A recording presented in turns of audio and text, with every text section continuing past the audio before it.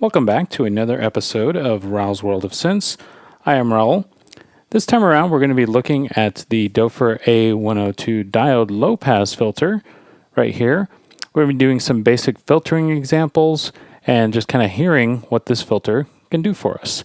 If you were with us in the last video, we kind of looked at this filter as a sine wave oscillator by increasing the resonance to its little section right there, where it can operate as one, and we also did a little bit of viewing on the oscilloscope of what that looks like in the frequency range. But I thought we'd go a little further this time and kind of use a more interesting kind of synthesizer-based example. So if you look at the bottom here, you can see that we have a sequencer sort of set up over here on the bottom. And this is going to be outputting notes. And we're going to use these notes to feed up to our A110 in the top section, which you can see kind of sitting 2 modules over right here. We're going to take a waveform from there and just do a little bit of filtering. So let's go ahead and jump right in and start to hear how this filter will operate. I'm going to bring down resonance for the first part of this demonstration, and then we'll add it as we go. So I'm going to start with a harmonically rich waveform. So I want to take a saw wave and just patch over to my audio in right here. And then I'm going to take my output. Hopefully this won't be in your way. And I'm just going to patch right here. So you can hear just the basic waveform going in there. And I'm just going to bring that down a little bit.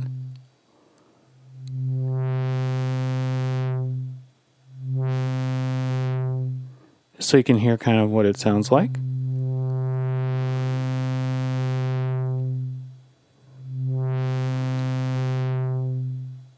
Okay, so now I'm going to bring up the resonance a little, like maybe about right there, the midway point, and I'm going to bring up the frequency.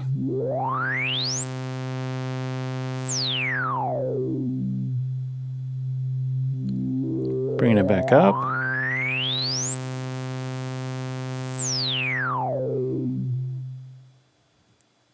Bring it up one more time.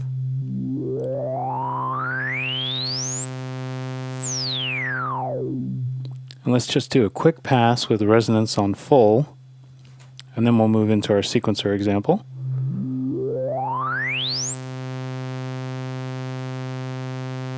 Go a little further.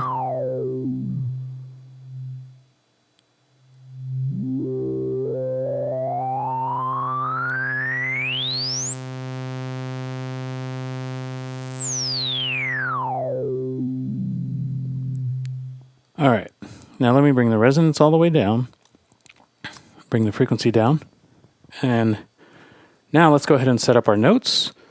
So if you follow me down to the bottom, you can see that I have sort of the sequencer running over here on the far left, right here, and it's outputting notes.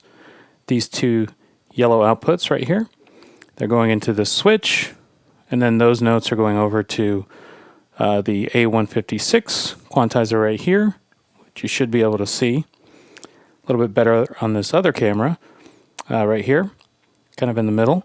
This is where those notes are going in, and then the quantizer is correcting them so that they're playing in a minor scale. I have it set to minor. It's kind of hard to see, but it's right there. It's in minor. And it's also set to chords in minor, so that's what we'll be hearing. So I'm going to take the CV output, and I'm going up into my diode filter. Oh, I'm sorry, not my diode filter, but my oscillator. Here we go. And I got it patched. And so now we should be able to hear our notes via our VCO going into our diode filter.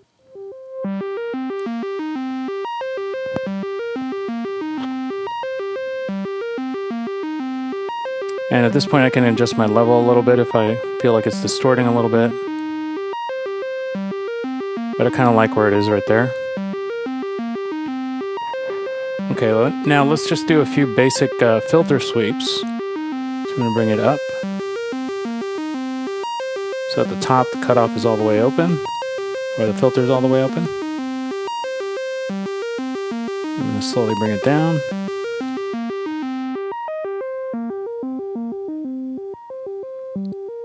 That's kind of the midway point right there. And of course over here in this area we have where the filter is almost closed and we're getting no sound whatsoever. Okay, so that's with no resonance. Now let's hear our sound with just a little touch of resonance. And remember, this is the one that actually starts to self-oscillate rather low, so it should start happening right about here. You can kind of hear that my signal almost dropped out a little bit. That's because in this filter, the frequency and the resonance are actually tied together. So this combination of settings that I'm using is actually creating that effect right there. And if I bring my cutoff down, you can kind of hear now that the two settings are kind of cooperating a little bit with each other. Bring this up a little bit.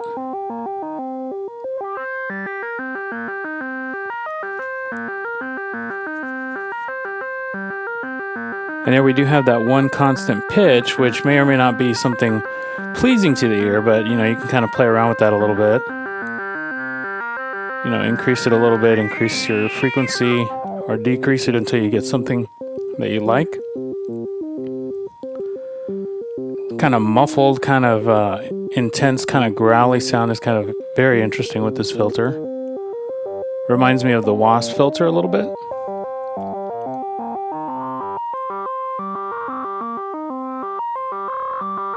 Just going to increase the resonance a little bit there.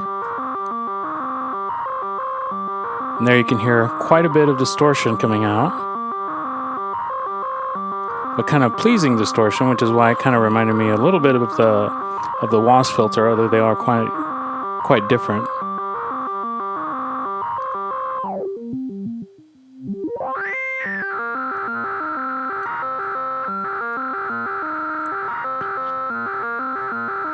Okay, now let's bring the resonance down a little bit again. And I'm just going to get the cutoff right about there. And now let's kind of play with this a little.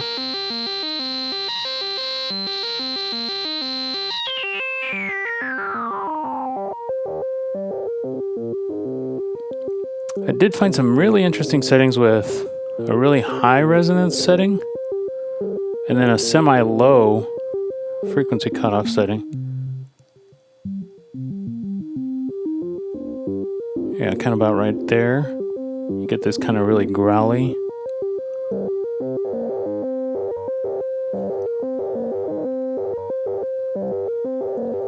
Distorted, kind of very rhythmic but harmonically rich, kind of muffled sound. And then as soon as it kind of reaches where the filter is starting to open, it gets really, really intense right there.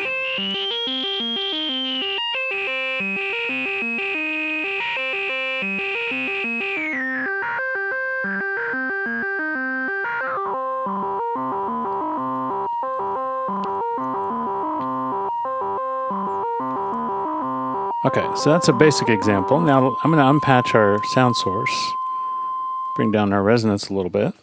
And I'm going to use the same patch, but I'm going to do a little bit of tweaking to this. So if you look down at the bottom, right now I have my quantizer going straight into my VCO.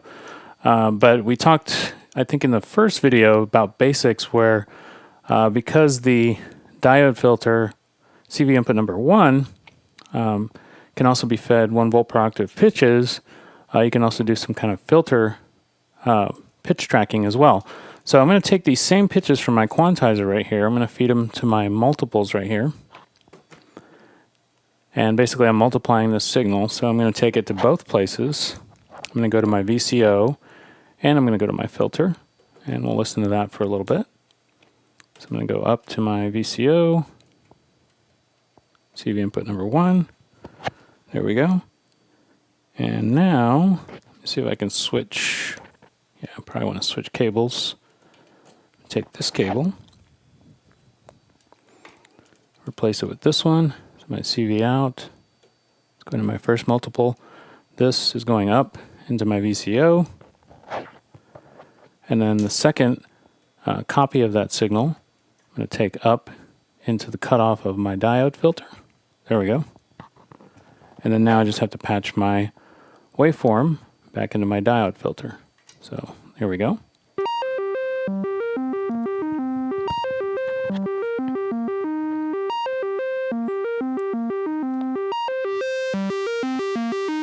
So now it should exactly be tracking those pitches coming from the quantizer. Not just the VCO, but also the filter.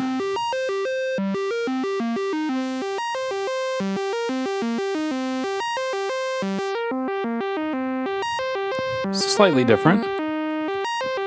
Now if you wanted to adjust the subtlety a little bit, you could unpatch from there. Go into CV input number 2. Wanted a little bit less of an intense effect right there. I could put it into CV number 2 and then just bring down the attenuator. So right there is no pitches coming from my quantizer going into the frequency cutoff. And if I bring this up, it's also tracking now those same pitches.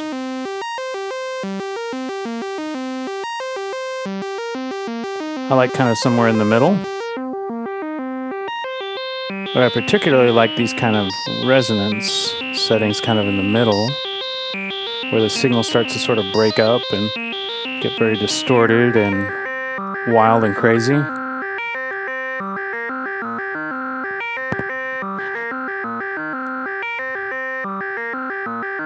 And this sort of reminds me, if you watch the Wasp filter series that I did a while back, of that character that's sort of distorted, but sort of tracking type pitches behavior, except this has a kind of a different character in the growl, at least to me. You can be the judge for yourself if you go back and watch some of those filter demos that I did on the Wasp filter.